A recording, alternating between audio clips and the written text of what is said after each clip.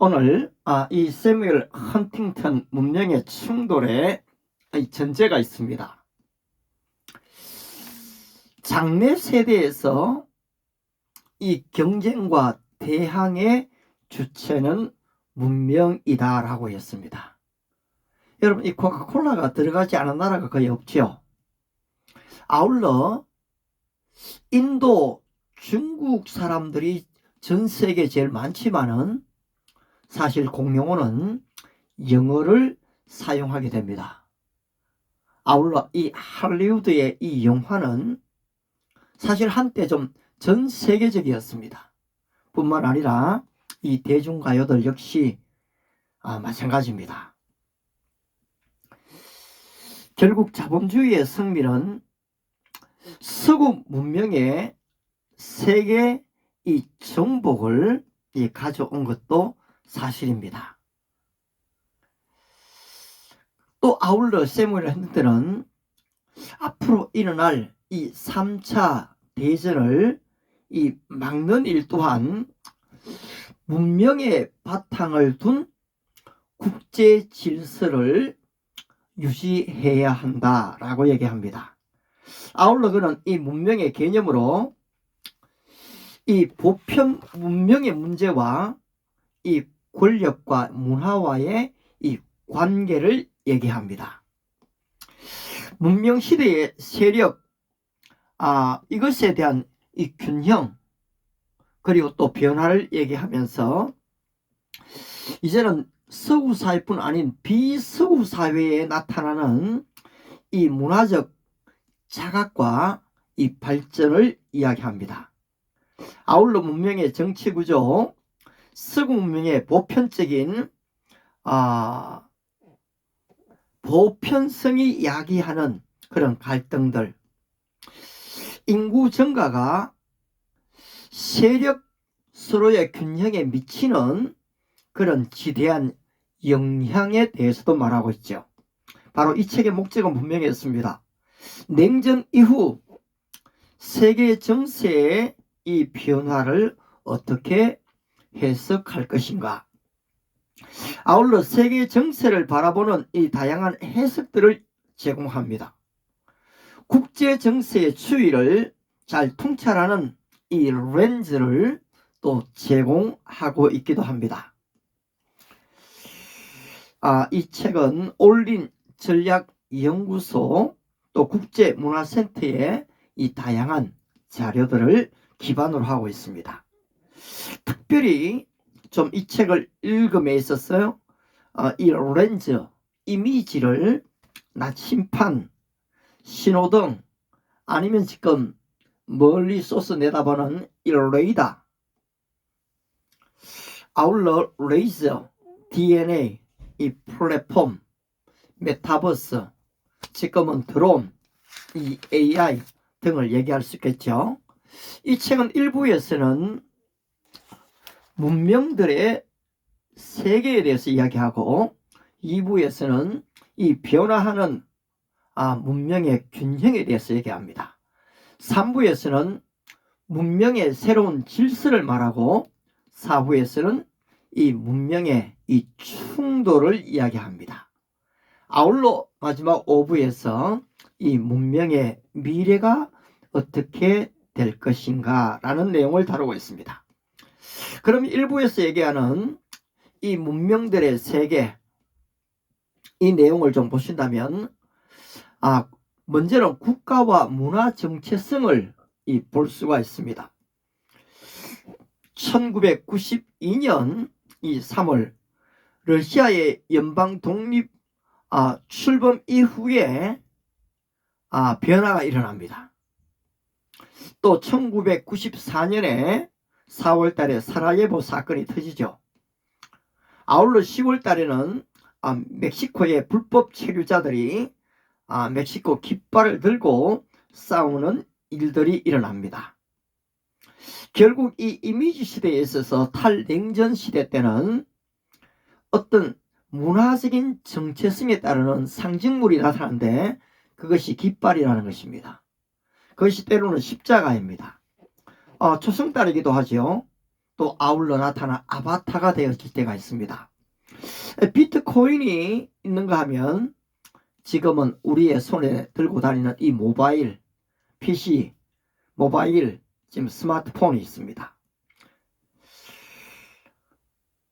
따라서 진정한 적수가 없으면 진정한 동지도 있을 수 없다라는 좀 전제. 우리 아닌 것을 미워하지 않는다면 우리 것도 사랑할 수 없다라는 좀 제가 볼 때는 별로 합당하다고 느껴지지 않지만 그런 전제를 갖고 있습니다. 따라서 일부에서는 사상 최초의 세계 정치화가 다극화, 다문화로 간다는 것이고 2부에서는 서구의 영향력이 점점 줄어들고 아시아 문명의 이 경쟁력이 커져간다는 것입니다. 군사나 이 정치 세력의 확대, 이슬람 인구의 증가, 비서구 문명들의 자기 고유 문화 가치 강조하는 그런 시대가 되고 있다는 것입니다. 3부에서 이 문명에 기반을 둔 세계 질서의 태동을 이야기합니다. 여기에서 좀 명제는 플랫폼은 메시지보다 더 큰 힘이 있다.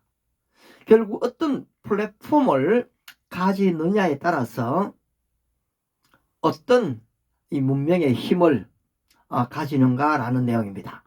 4부에서는 보편성을 자처하는 서구의 이 자세는 다른 문명, 특히 이슬람이나 이 중국과의 이 갈등을 야기시킨다라고 얘기했습니다. 5부에서 서구의 생존은 정체성을 재인식하고 자기 문명을 보편성이 아닌 특수성으로 받아들이고 비서구 사회로부터 오는 위협에 맞서서 힘을 합쳐 자신의 이 문명을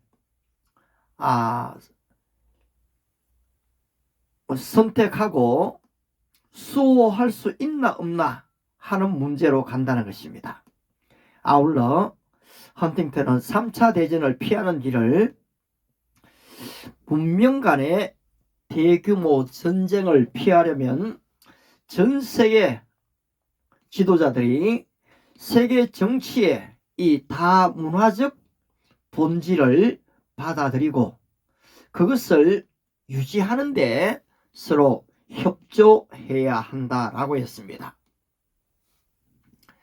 1989년 러시아와 또 이 미국과의 탈냉전 이후에 세계는 상당히 변화를 가져온 것이 사실입니다. 미국이 상당히 주도를 하죠. 아울러 여기에서 민주주의가 발전했습니다. 그런데 소련이 이끄는 이 공산주의 진영도 많이 생겨났죠. 그런데 탈냉전 이후에 이제는 이 균형들이 다 깨어져 버린다는 것입니다. 따라서 민족과 국민 사이에 우리는 누구인가 이 정체성에 혼돈이 왔습니다. 인간이 직면할 수 있는 가장 근본적인 이 물음에 이 답을 해야 하는 그런 시점에 이르렀다는 것입니다. 여러분, 인간을 규정하는 것이 무엇이 우리 인간을 지금 인간이라고 규정을 합니까? 그것은 바로 자신들의 조상이 누구인가 하는 문제였습니다.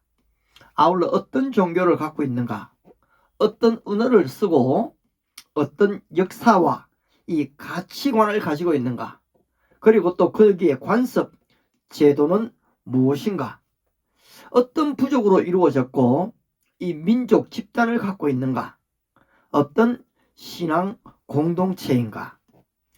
가장 포괄적인 차원에서는 문명이라는 문화적 집단에 자신을 귀속시킴으로써 사실은 자신들의 인간들을 좀 규정하고 있는 거죠. 아울러 그들의 정체성 확인이 어떤 것입니까? 우리는 자신이 무엇이 아닌지를 알 때만, 아니 나의 적수가 누구인지 알 때만 내가 누구인지를 알게 된다라는 명제를 얘기했습니다. 헨리 키신저가 21세기 국가 체제는 6개 나라의 열강들로 만들어진다고 했는데요. 미국, 유럽, 중국, 일본, 러시아, 인도, 이 다수의 중소국으로 이루어진다고 했습니다. 세계 정치는 문명의 정치학이고 강대국의 경쟁은 문명의 충돌로 바뀐다고 했습니다. 결국 세계 정치는 문화와 이 문명의 이 궤도, 이 궤선을 따라서 재편되고 있다는 것입니다. 소말리아 전쟁은 시족 간의 유혈 사태를 가져왔고, 르완다는 이 부족 간의 유혈 충돌을 가져왔습니다. 이 우간다, 자이르, 부룬디의 이 영향이 거기에 있다는 것이요. 보스니아, 코카서스, 중앙아시아, 캐슈미르, 이 역시도 문명 간의 충돌이 빚어낸 것입니다. 유고슬라비아 내전은 러시아에 있는 세르비아 사람들이 또 지원을 하고 있죠.